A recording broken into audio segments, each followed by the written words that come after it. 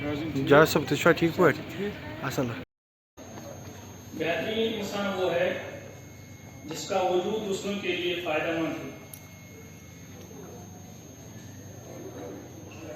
मेरी नजरों के सामने चंद ऐसे अशखास हैं जिनका मैं शुक्रिया अदा करना चाहता हूँ। सबसे पहले माजिद साहब, इसका मैं तहे दिल से शुक्रिया अदा करना चाहता हूँ। इस बात जो मेरे साथी हैं जिनको मैं बहुत उससे पहले से जानता हूँ, वह है महराज साहब, अरेज अहमद, आदिल साहब, जो कि इस प्रोग्राम के बहुत ही जिम्मेदार हैं। और जो डॉक्टर साहिबान हमारे यहाँ इनका ताउन कर रहे हैं, वो सभी फरिश्ते सिफत इंसान हैं,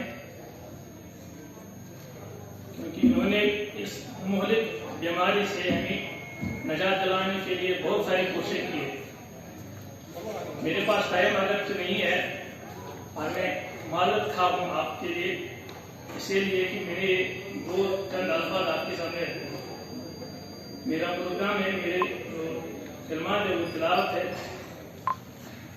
अऊज़ु बिल्लाहि मिनश शैतानिर रजीम, बिस्मिल्लाहिर रहमानिर रहीम, लिल्लाहि मा फिस समावाति व मा फिल अर्द व इन तुब्दू मा फी अनफुसिकुम औ तुख्फूहु युहासिबुकुम बिल्लाह फयगफिरु लिमन यशाअ व युअज़्ज़िबु मन यशाअ वल्लाहु अला कुल्लि शैइन क़दीर। आमन रसूलु बिमा उन्ज़िला इलैहि मिन रब्बिहि वल मुमिनून कुल्लुन आमन बिल्लाहि व मलाइकतिहि व कुतुबिहि कुल्लुन आमन बिल्लाहि व मलाइकतिहि व कुतुबिहि व रसूलिहि ला नुफ़र्रिक़ु बैन अहदिन मिन रसूलिहि व क़ालू समिअना व अताअना गुफ़्रानक रब्बना व इलैकल मसीर। ला युकल्लिफ़ुल्लाहु नफ़्सन इल्ला वुस्अहा लहा मा कसबत व अलैहा मा इक्तसबत। रब्बना ला तुअख़िज़ना इन नसीना औ अख़्ताना। रब्बना व ला तहमिल अलैना इसरन कमा हमलतहु अलल लज़ीना मिन क़ब्लिना।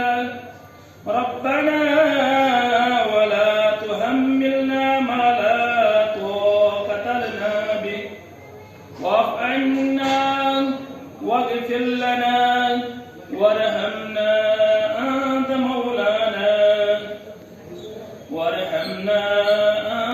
मौलाना फ़ांसुरना अलल क़ौमिल काफ़िरीन। सदक़ल्लाहुल अज़ीम। Assalamu alaikum and a very good morning to everyone. I am Dr. Sania Nisar from Department of Pathology, GMC Srinagar. Today's event has been organized by Hemophilia Society of Kashmir in order to celebrate World Hemophilia Day prior to the designated day in view of the upcoming month of Holy Ramadan. World Hemophilia Day was started in 1989 by the World Federation of Hemophilia, which chose April 17th as the day to bring the community together in honor of the World Federation of Hemophilia founder Franz Schnabel's birthday. The theme of this year's event is Access for All, Partnership, Policy, Progress, engaging our government, integrating inherited bleeding disorders into national policy by raising awareness and bringing hemophilia and other inherited bleeding disorders to the attention of policymakers.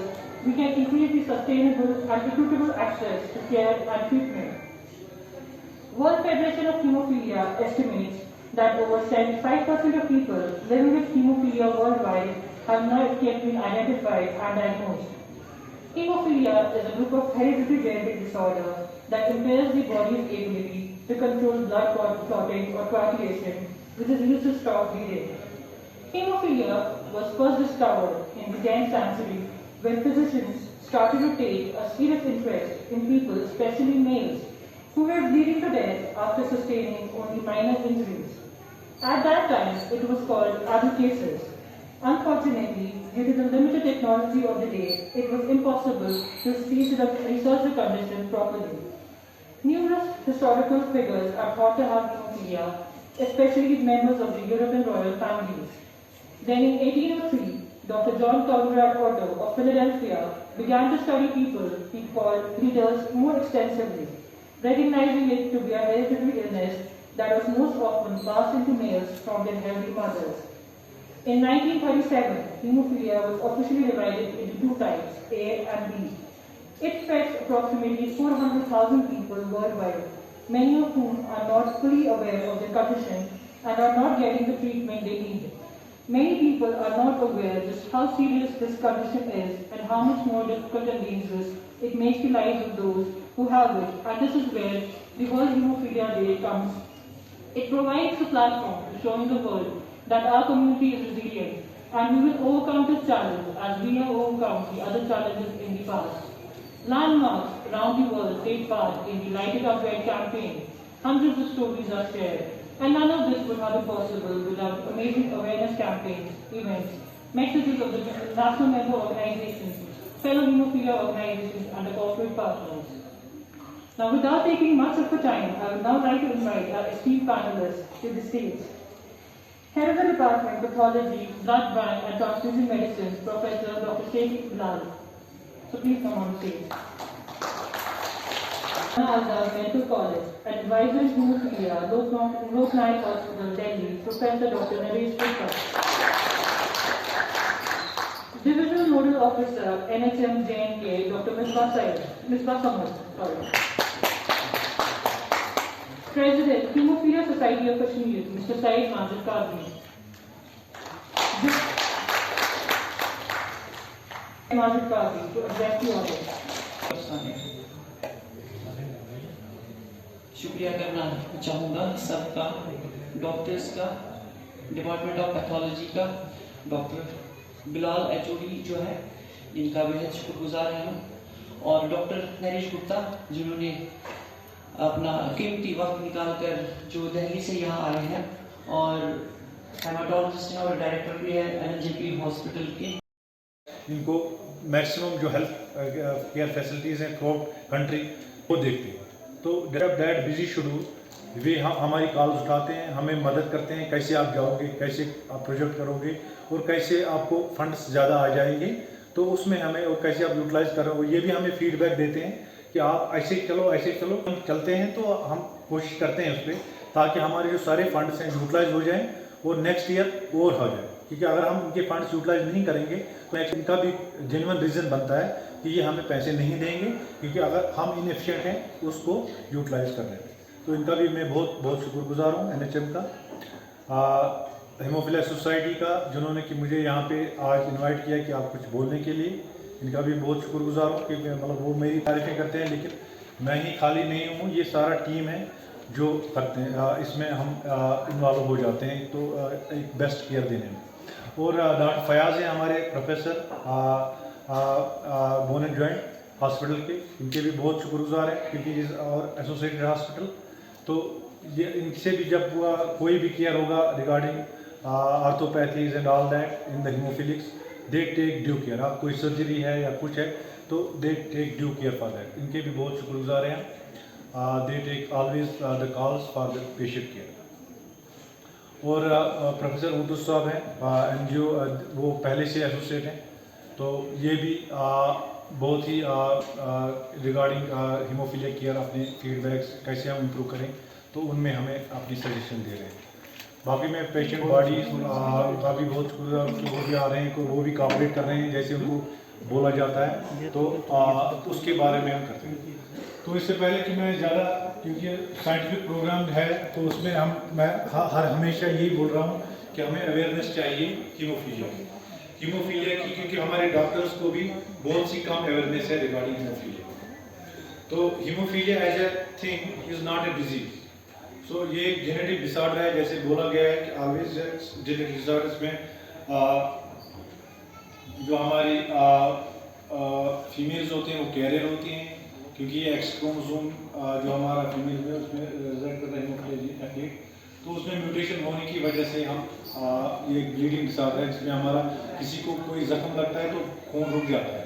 तो खून जब नहीं रुकेगा तो उसको हम haemophilia बोलते हैं। मैं आज थोड़ा आपको सिनेरियो दे रहा हूँ आपका, जो कि इस जेनेटिक जो ब्लीडिंग डिसऑर्डर है इसके बारे में थोड़ी सी मैं कुछ स्लाइड शेयर करूँ। मैं ज़्यादा टाइम नहीं लूँगा तो, क्योंकि इंग्लिश में नहीं बोलना चाहता, क्योंकि मैं मेरी ऑडियंस जो मैक्सिमम है ये सर्कल है।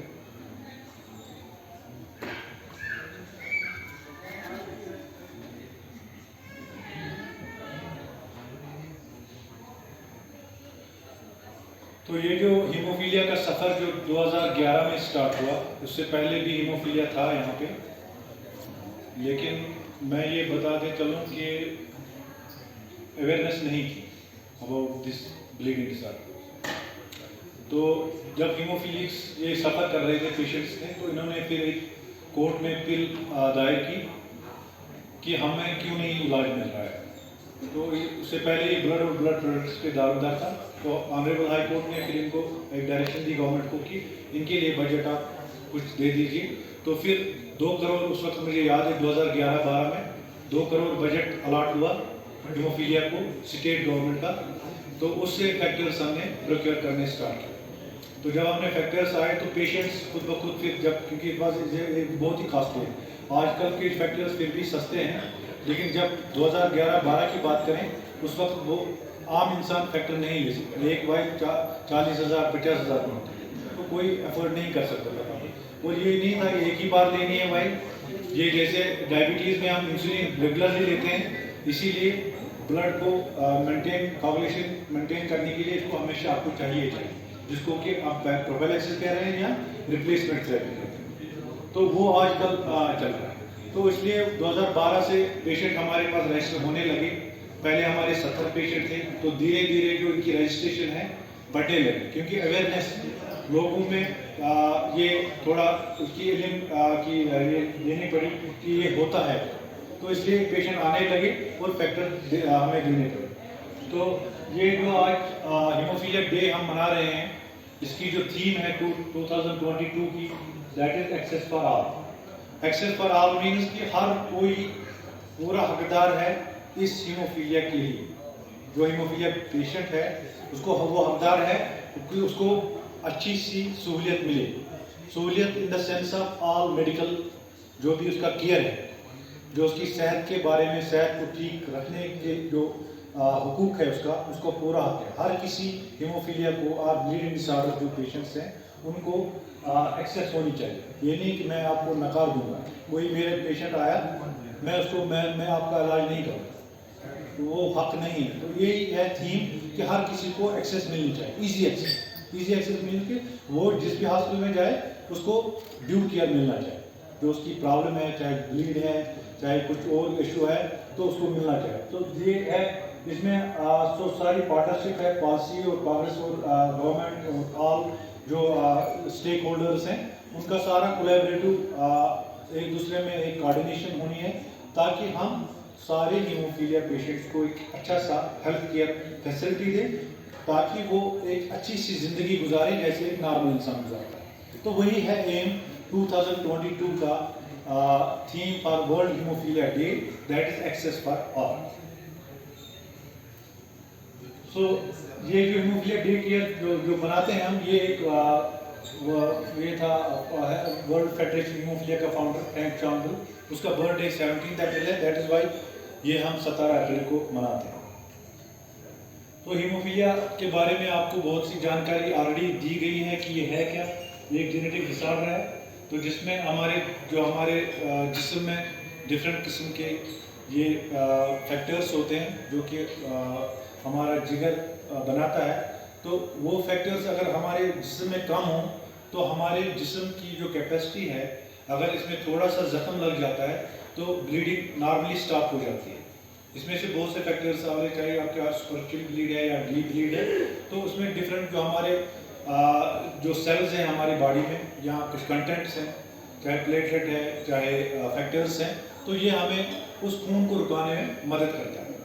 तो अगर यही फैक्टर कम है हमारे जिस्म में, तो आपको कोई थोड़ा सा जख्म लग जाए तो आपकी ब्लीडिंग नहीं रुकेगी, वो खुदा ना खास्ता ब्लीडिंग नहीं रुकेगी तो इंसान की डेथ भी हो सकती है। तो दैट इज वाई दिस इस बीमारी को हम आम नॉन कम्युनिकेबल डिजीज से कंपेयर नहीं कर सकते, जो कि बहुत से स्टेक होल्डर्स और एडमिनिस्ट्रेटर्स को कंफ्यूजन है कि why this haemophilia is given so much a budget, इतना बजट क्यों हम खर्च रहे हैं, क्योंकि ये एक ऐसी बीमारी है जिसमें कि अगर आपका लाइफ किसी के ब्रेन में ब्लीड हो गया, किसी के थ्रोट में ब्लीड हो गया, किसी के जीआईटी में ब्लीड हो गया, तो ये लाइफ थ्रेटनिंग ब्लीड है कि अगर ब्लीड हो गया तो पेशेंट बचने की, अगर वो हॉस्पिटल सही टाइम पे नहीं पहुंचा तो इसकी सडन डेथ हो सकती है। वो जो कि डायबिटीज़ या बाकी जो बीमारियां उनमें वैसा नहीं है, उनमें तब तक हॉस्पिटल पहुंच जाता है। तो ये लाइफ थ्रेटनिंग इसलिए कि इस ब्लीडिंग सब को इतना केयर, इंसानी जान को बचाना इसीलिए इम्पॉर्टेंट है, और इसीलिए इतने गवर्नमेंट इस पर फंडिंग कर रही है with the help of WHO and HFR। So and all other organizations, everybody is helping for this thing.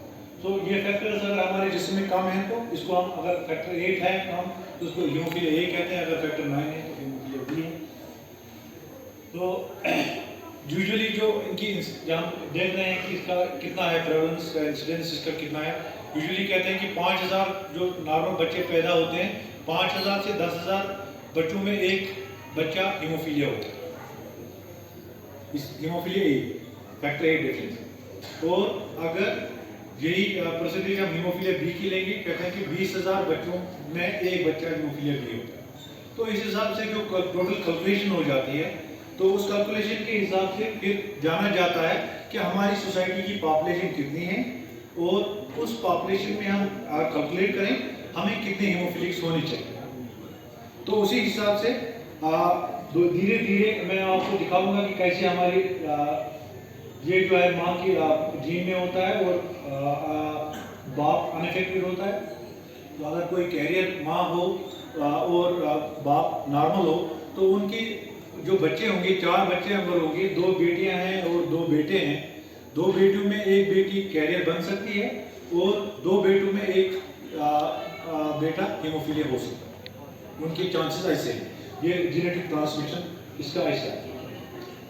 तो ये है इंडिया का सिनेरियो। इंडिया की अगर हम फॉर एग्जांपल आज 150 करोड़ की लेंगे हम पॉपुलेशन, तो उसमें हमें 1,50,000 हीमोफिलिक्स होना चाहिए। एज पर अगर हम 10,000 पर 1 हीमोफिलिक्स होना चाहिए, तो उसके हिसाब से हमें 1,50,000 हीमोफीलिया होना चाहिए, जो कि नहीं है। जो कि ऑलरेडी इस वक्त हीमोफीलिया डायग्नोज है वो है 21 to 22,000। So means we are missing at least 75 to 80% of the people। 80% लोग हमारे पास नहीं है, वो हम डिटेक्ट नहीं कर रहे हैं। तो वो डिटेक्ट क्यों नहीं कर रहे हैं? क्योंकि हमें अवेयरनेस चाहिए, हमें डायग्नोस्टिक फैसिलिटीज चाहिए उनको हॉस्पिटल में लाने के लिए और उनको डायग्नोज करने के लिए। तो वो जो ये जो डायग्नोज हमने किए हैं, ये टिप ऑफ द आइसबर्ग है। तो मैक्सिमम जो है वो हमें डायग्नोज करना है। वो इम्पॉर्टेंट होता है कि ये जो CMEs हैं या हीमोफीलिया डेज हैं, इन चीज़ों में ये अवेयर करना पड़ता है कि ये जो बीमारी है इसके लिए अवेयरनेस चाहिए, चाहे डॉक्टर्स हो चाहे कॉमन पीपल, हर किसी को अवेयर होना चाहिए। तो ओनली 20% ऑफ द जो पेशेंट्स हैं हम डायग्नोज कर सकते हैं इंडिया में। ये सिनेरियो है इंडिया का।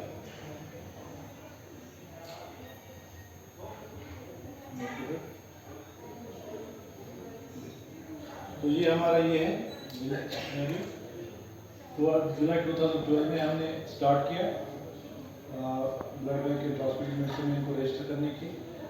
तो एक स्पेस दी गई जो आज भी है हीमोफीलिया डे केयर सेंटर 2013 में। तो ये है, मैं दिखाना चाहूँगा, ये 11 साल का रजिस्ट्रेशन का ग्राफ है सर। तो 2011-12 में हमारे 90 पेशेंट्स थे और आप देख रहे हैं क्योंकि जो फैक्टर अवेलेबिलिटी है, आपकी ड्रग्स अवेलेबल हैं, पेशेंट्स आ रहे हैं, तो वो आ रहे हैं, उनकी फैमिलीज को हम टेस्टिंग कर रहे हैं, तो we are getting more detective indeed. और हमारे हेमाटोलॉजिस्ट हैं, डॉक्टर सदाकत है, डॉक्टर अल्ताफ है, और they are helping us to they are just seeing the patients in OPD and sending for the testing. और टेस्टिंग में वो निकल के जब निकलते हैं ब्लीडिंग, कोई भी ब्लीडिंग के साथ, तो उसको हम रजिस्टर करते हैं हेमोफीलिया डे केयर में। तो राइट नाउ 21 टिल डेट है हमारा 377। ये हमारे पेशेंट्स का टोटल रजिस्ट्रेशन है जो ऊपर की तरफ जा रहा है। ये हैं डिफरेंट टाइप्स ऑफ हीमोफीलिया। ये हमारे पास 267 है, और बी है 44, नॉन एलिमेंट 24 है, और अदर फैक्टर 7, 13 है, और urinators 14 and other bleeding disorders 16। तो ये हमारा ऑल वेरिफिकेशन है regarding this haemophilia A and haemophilia B.